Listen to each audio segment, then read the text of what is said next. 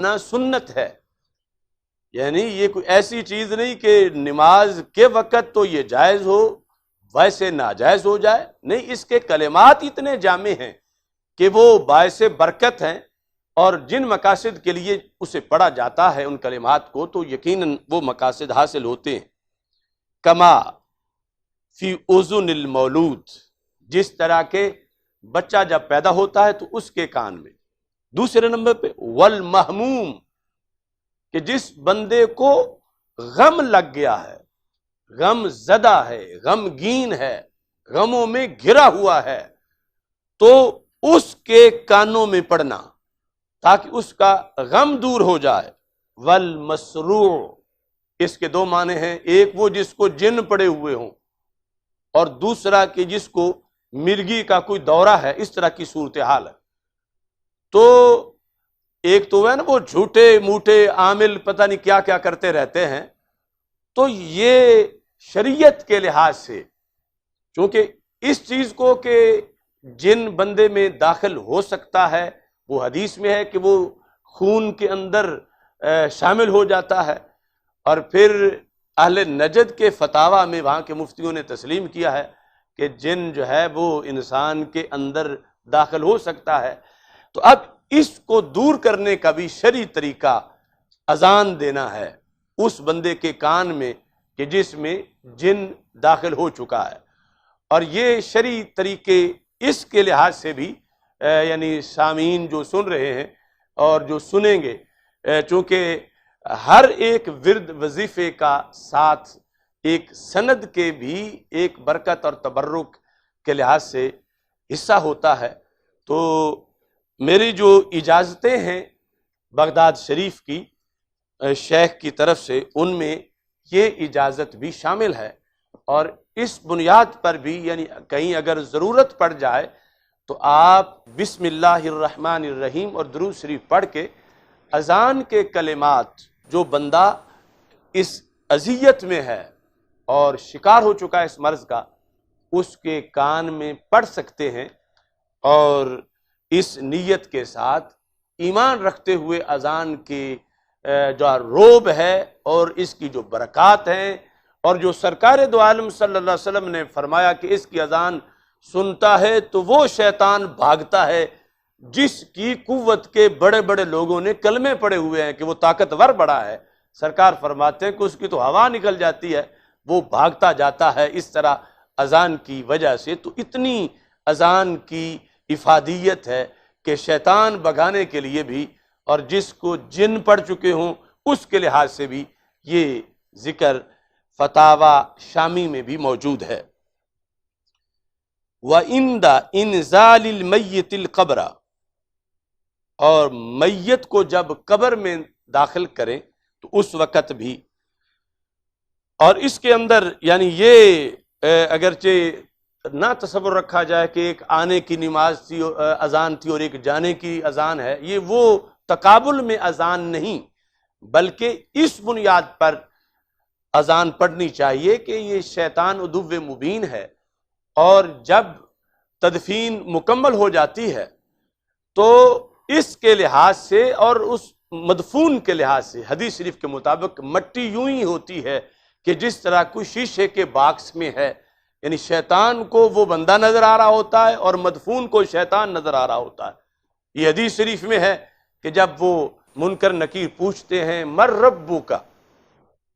میت سے جس کو باقاعدہ حدیث شریف کے مطابق روح لوٹائی جاتی ہے اور بٹھایا جاتا ہے، اور وہ دیکھ رہا ہوتا ہے اس کو، اور یہ وہاں بھی بندے کی جان نہیں چھوڑتا، شیطان بھٹکانے کی کوشش کرتا ہے کہ فرشتے پوچھتے ہیں مر ربو کا، تیرا رب کون ہے، تو یہ اس کو اپنی طرف متوجہ کر کے اپنی طرف اشارہ کرتا ہے کہ تم میرا نام لو معاذ اللہ۔ اس سوال کے جواب میں کہ تیرا رب کون ہے، تو یہ ملعون ابلیس شیطان یہ بندے کو اپنے لیے اشارہ کرتا ہے کہ میرا رب ہونا یہ بیان کرو۔ تو اس بنیاد پر وہ خطرناک جو حساس موقع ہے، اور سرکار فرما چکے ہیں کہ اذان کی آواز آئے تو یہ دوڑ لگا دیتا ہے، تو پھر ائمہ نے شریعت میں یہ کہا کہ اس مقام پر اگر اذان پڑھو گے اس نیت کے تحت، تو اب یہ دوڑ لگا جائے گا اور پیچھے منکر نکیر والا مرحلہ پورا ہو جائے گا، اور یہ جو بھٹکانے کی کوشش کرتا ہے اس سے قبر والے کو ریلیف مل جائے گا۔ تو اس بنیاد پر بھی یعنی اذان پڑھی جاتی ہے۔ ایسے ہی ہماری جو دیگر کتب ہیں ان کے لحاظ سے بحر الرائق، البحر الرائق شرح کنز الدقائق، اس کے اندر بھی جلد نمبر 1 میں صفحہ نمبر 445 پر یہ الفاظ اسی طرح موجود ہیں۔ وَرَأَيْتُ فِي كُتُبِ الشَّافِعِيَّةِ أَنَّهُ قَدْ يُسَنُّ الْأَذَانُ لِغَيْرِ الصَّلَاةِ كَمَا فِي أُذُنِ الْمَوْلُودِ وَالْمَهْمُومِ وَالْمَفْزُوعِ وَالْغَضَبَانِ۔ یہاں کچھ الفاظ کا اضافہ ہے، محموم کے ساتھ مفزوع، گھبرایا ہوا بندہ، غموں میں گھرا ہوا اور گھبرایا ہوا۔ گھبراہٹ دور کرنے کا شرعی طریقہ ہے اذان کے کلمات۔ اور ایسے ہی کوئی بندہ ناجائز غصے میں ہو تو اس کے غصے کو ٹھنڈا کرنے کے لیے بھی یہ کلمات پڑھے جائیں۔ اور ومن ساء خلقہ من انسان او بہیمہ، جس کے اخلاق اچھے نہ ہوں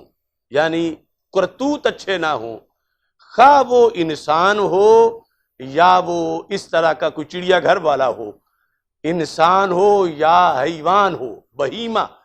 اس کے لحاظ سے بھی اذان کام آتی ہے اور اس کی اصلاح ہوتی ہے۔ وَعِنْدَ مُزْدَحَمِ الْجَيْشِ، اور جب مسلمانوں کی فوج کافروں کی فوج کے ساتھ آمنا سامنا اس کا ہو چکا ہو اور جنگ بالفعل شروع ہو جائے، تو اس وقت بھی یہ کلمات پڑھیں تو مدد آ جاتی ہے اور گھبراہٹ دور ہو جاتی ہے۔ وَعِنْدَ الْحَرِيقِ، اور خدا نخواستہ اگر کہیں آگ لگ جائے تو یہ اذان کے کلمات ہیں کہ پڑھنے سے وہ مصیبت بھی ٹل جاتی ہے۔ اب یہ چیزیں کافر کبھی بھی نہیں مان سکتا، یہودی، کرسچن، پارسی، مجوسی، لبرل کبھی بھی نہیں مان سکتا کہ وہ کہے گا آگ بجھنی یا پانی ڈالنے سے اذان سے کیا ہوگا، وہ کہے گا مرض دور ہونا ویکسین سے اذان سے کیا ہوگا۔ لیکن مومن ہے اس لیے کہ یہ ایمان بالغیب رکھتا ہے اور اس کا یقین ہے کہ اللہ کے ذکر میں، کلمات میں، جب قرآن کہہ رہا ہے الا بذکر اللہ تطمئن القلوب، کہ دلوں کو اطمینان ملتا ہے، نص قرآنی ہے، اس میں 1% کا کروڑواں حصہ بھی شک نہیں کیا جا سکتا، تو یقیناً ان باتوں پر ایمان رکھتے ہوئے یہ ساری کی ساری جو ہیں ان کا اہتمام کرنا چاہیے۔ یہاں ایک بات، اس کو الفقہ الاسلامی و ادلتہ، یہ جو وہبہ زہیلی، میرا ان کے ساتھ ایک سیمینار میں شرکت بھی ہوئی تھی اسلام آباد میں، اب تو ان کا وصال ہو چکا ہے، شام کے بہت بڑے سکالر تھے، ان کی تفسیر بھی ہے، بہت اچھی کتابیں انہوں نے لکھی ہیں۔ تو الفقہ الاسلامی کی جلد نمبر 1 کے اندر انہوں نے 720 صفحے پر یہ لکھا ہے وَمِنْهَا الْأَذَانُ وَقْتَ الْحَرِيقِ وَوَقْتَ الْحَرْبِ، کہ جنگ کے وقت اور آگ لگ جانے کے وقت اذان پڑھنا، یعنی اوپر ہیڈنگ دیا کہ الاذان لغیر الصلاۃ، نماز کے علاوہ اذان کہاں کہاں پڑھی جائے، تو اس میں یہ لکھا وَمِنْهَا الْأَذَانُ فِي أُذُنِ الْمَهْمُومِ الْمَسْرُوعِ، کہ جو بندہ غمگین ہے، غم زدہ ہے، اس کے گھبرائے ہوئے بندے کے کانوں میں اذان پڑھنا۔ اب ایک یہ ہے کہ صرف اس ایک کے لیے پڑھنا، اور ایک یہ ہے کہ فضائیں گونجے تو ہر کسی کو، جب پورا معاشرہ گھبراہٹ کی لپیٹ میں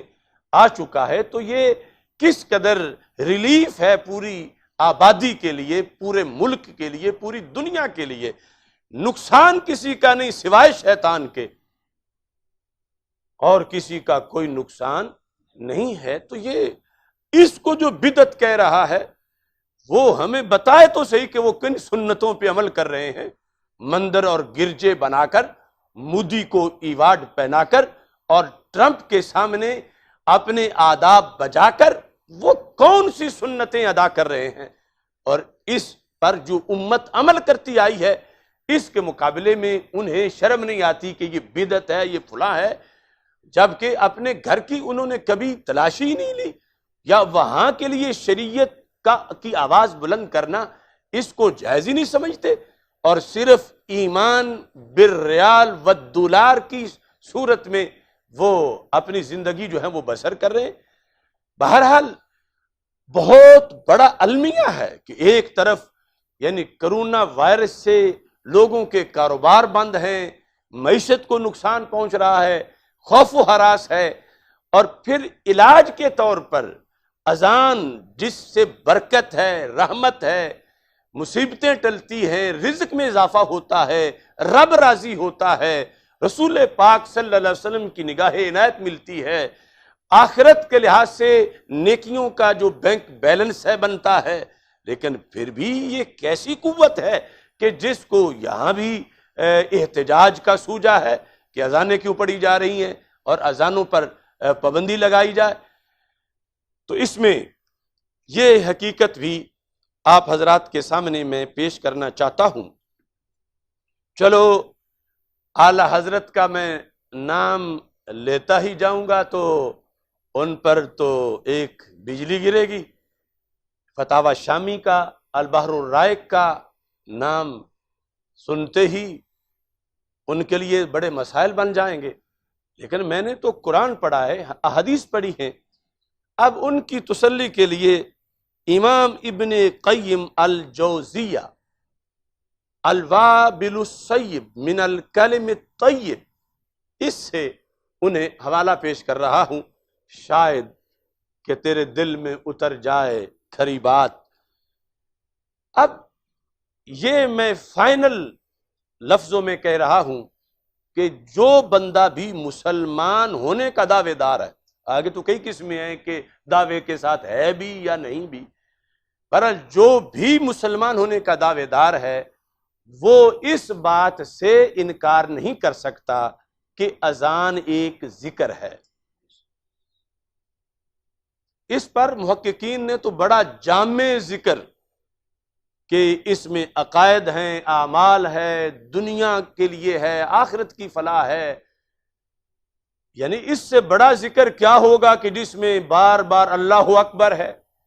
اس سے بڑا ذکر کیا ہوگا کہ جس میں شہادتین ہیں، اللہ کے ایک ہونے کی گواہی ہے، رسول پاک صلی اللہ علیہ وسلم کے رسول ہونے کی گواہی ہے۔ اب یہ